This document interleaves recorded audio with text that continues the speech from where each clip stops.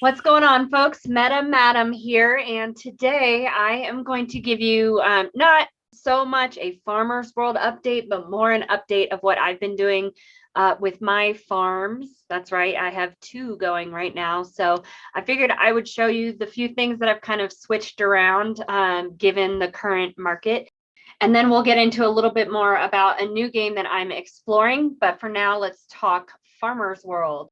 So as you can see on Alcor, gold has surpassed wood, and it's been that way for a few days now. Everything's been pretty steady aside from that.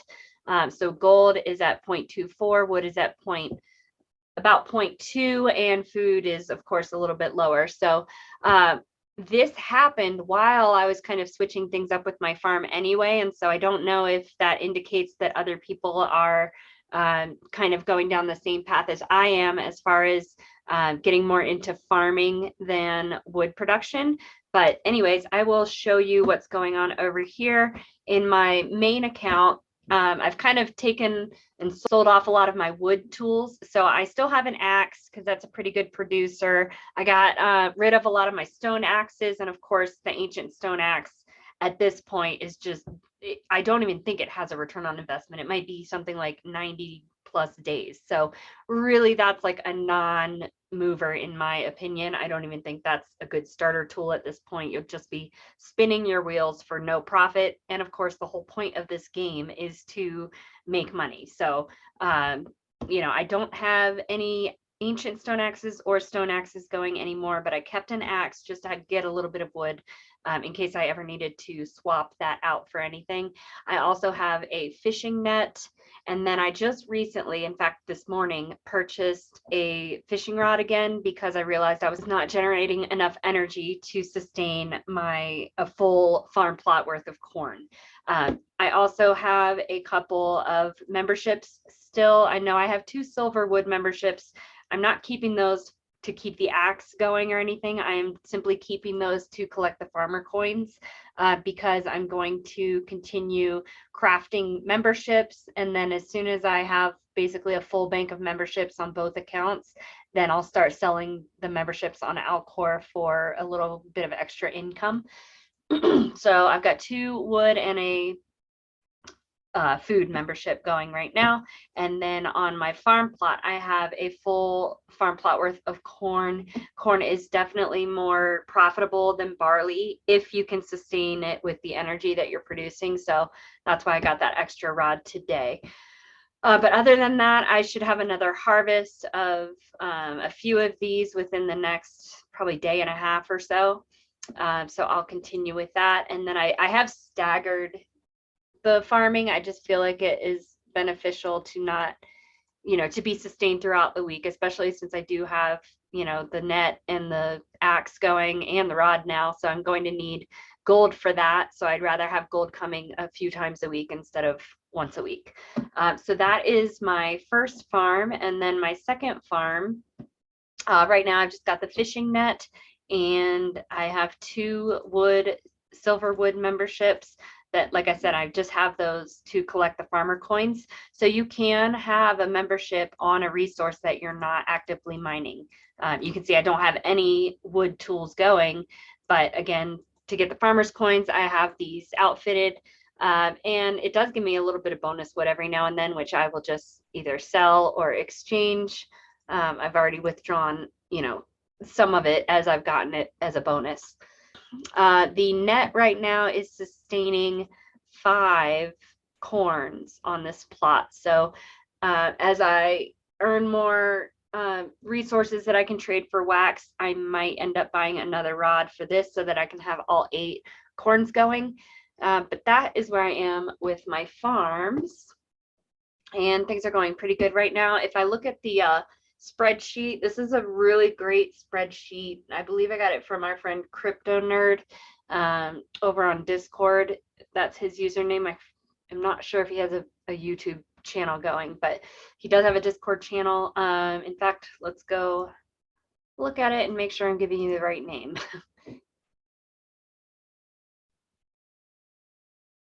Okay, so it's Crypto Nerds is the Discord channel. He is Crypto Nerd. So he is the one that has given us access to this spreadsheet. And I think it's probably one of my favorite of the few that I've seen out there, because it just breaks it down really easily and it's easy to understand. I've tried to check the math on a lot of his cells, so I think it's pretty accurate if you continually update the price. So I've got the latest wax price in there along with all the resource prices, and those translate over to all of these tabs here. So you can see the ancient stone axe right now. It almost appears like it does not have an ROI with the way wood is and the cost for the axe. Let's see if I go here. Here's the ancient stone axe, and this is the number of days right here. So I could scroll and scroll and scroll, and it would take forever to see a return on investment. So again, I just really don't even bother with that one. The stone axe is looking pretty good right now, as is the regular axe. And then of course, the higher end, more rare tools are always a good return on investment, but I don't have enough to get that right now, and I don't plan on putting any more money into the game. I'm just working within what I'm generating out of the farms. So maybe one day I'll get to that point, but right now we'll stick with the farming, the farm plots.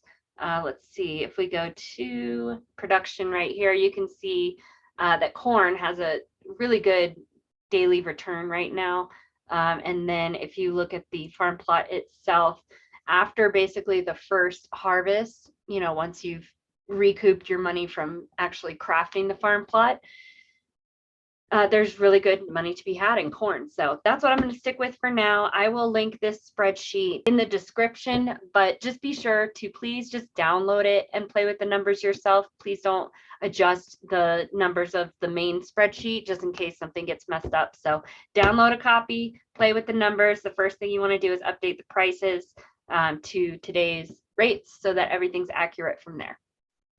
Alrighty, so now I'm going to go over to my Atomic Hub and show you my wax inventory, because there's another game that I've started looking into, actually several, but the only one I've really pulled the trigger on as far as getting NFTs during the drop is Monsterfight. It looks super cute. If we go over to YouTube and go to their account and look at the trailers, you can kind of see what it's like. All of these fight ones basically remind me of Pokemon. I mean, essentially you're collecting your monsters, you're leveling them up, except it's in the form of NFTs. So we'll watch a little bit of this trailer real quick and show you.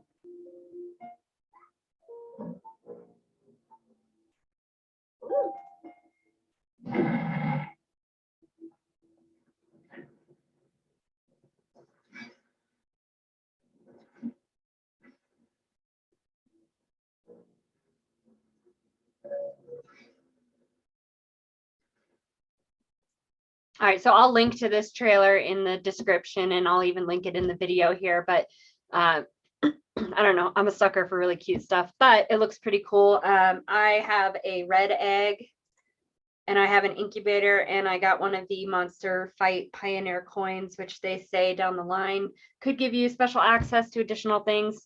And it was pretty cheap on Atomic Hub, so I went ahead and picked one up. If you want to read into it, they've got a really good pitch deck here that you can go through and get a good idea of what the game is going to be like. So you can check that out. And then what I wanted to do was go ahead and try to hatch my first egg. Well, not hatch it, but get it started at least, because I think it takes, I forget how many hours, but because I have the incubator right here, the incubator will help me lessen that time. So I have not done this yet. I figured I would do it while I was recording, and we'd take a look and see what the situation is. And from what I've read, I will be able to use the incubator once I get this hatching to lessen the time.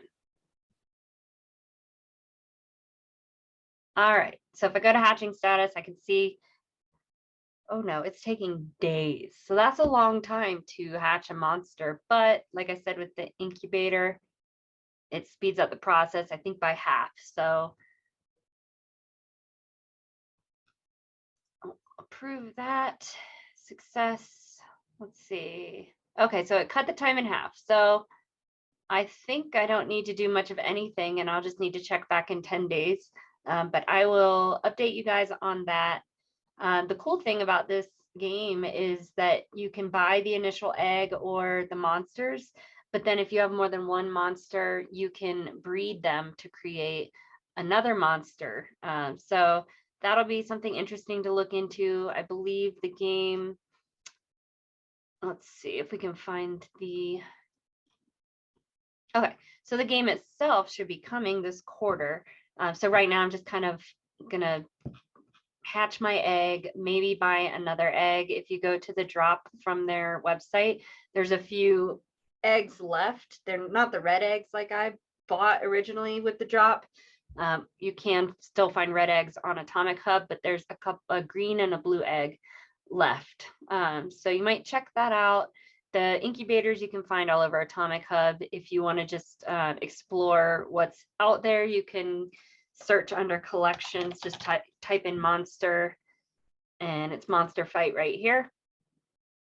And you can see all of the listings. So a lot of people have hatched their monsters and now they're selling them. The different colors are different rarities, which you can look at on their website. So check that out. I will continue to follow and give updates there. Other than that, I have kind of been looking into Warspace a little bit, but all the drops that happened this past week, everything got bought up, instantly. So it's not something I want to sink a lot of money into right now. And you would have to sink a decent amount into it in order to even get in right now.